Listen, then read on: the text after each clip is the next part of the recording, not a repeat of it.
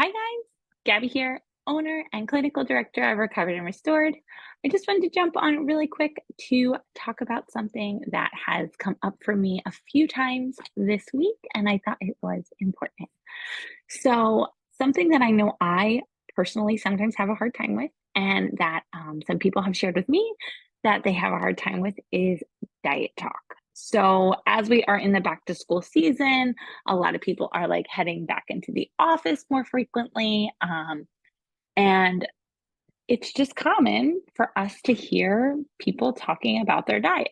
But when you're in recovery, that can be really hard. It can be triggering, it can be annoying, it can be lots of things.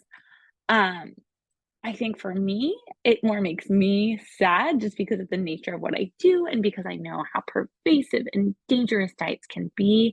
25% of people who diet will end up with an eating disorder. That's a really high percentage. Also, 95% of these diets that people are talking about will fail. That's also really high. So that means 5% of them will work. That's crazy. That's crazy. That's why we constantly, when people are in the diet cycle, have to keep going on them. They don't work. So, anyway, our bodies are smart and they know what to do. That said, so what do we do when we encounter diet talk? There can be a lot of different things. And I know for me, it can be really hard because I don't want to talk about diet, but I also don't want to be rude to maybe the people I'm engaging with. So for me, I'll change the subject or I'll try to gently change the subject. Sometimes I will just step away.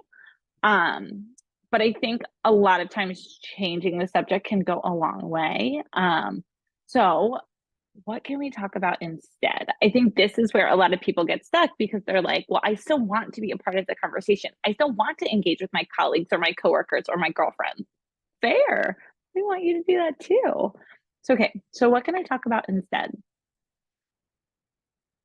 Anything, right? Because there are thousands of things that are more interesting and important than diets. But where can we start? So, I think really surface level, the weather, what you're wearing, um, something in the room that maybe catches your eye. So, we can start really surface level. Or if we want to develop these deep, authentic relationships with these people or show them how to do that, which is also really cool, let's talk about our values and things that matter to us.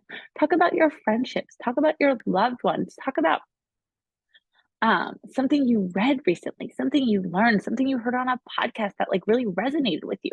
When we're passionate about things, people can feel that. It almost like invigorates them and helps them tap into their own passions or comment back on things that they may be similarly passionate about. And then that's a way to build, again, authentic relationships and connections.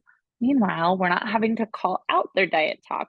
We're just saying, let's kind of um, change directions of this conversation in a really gentle way and talk about something that matters to you and may also matter to them or may not. But if nothing else, you're having a chance to be vulnerable and authentic with people you maybe work with or see often. How cool, right? That also can feel scary. I totally acknowledge that. And that's super valuable and real. So if that doesn't feel comfortable, again, keep it service, the weather, a sporting event, something in the room, something that happened this week, totally fine. Or let's get a little more authentic. Let's dig deep into our values. Let's see where we can share things that really matter to us. Um, and kind of see if people will follow you on that journey in the conversation. If they don't and they still want to talk about their diet, that's okay. It is not your job to be the diet culture police. If you want to educate people about diet culture, hell yeah, that's awesome. Go with it. If you want to say, like, hey, this conversation is harmful to me because, oh, please feel free. But also know that it's not your obligation and it sometimes can be exhausting. Another thing that also comes up in alignment with that is that sometimes when we've said to people, maybe these are people a little closer to us, hey, when you talk about food in your body around me, or when you talk about diets around me, it's hard, and they continue to do it.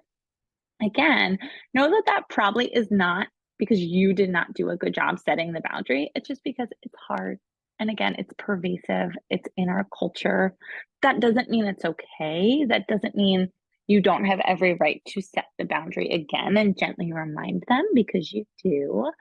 And if it's not received, just know that like it probably has more to do with the person than you. But also it's okay to say like, okay, like if you're going to continue to talk about this, like I just have to step away.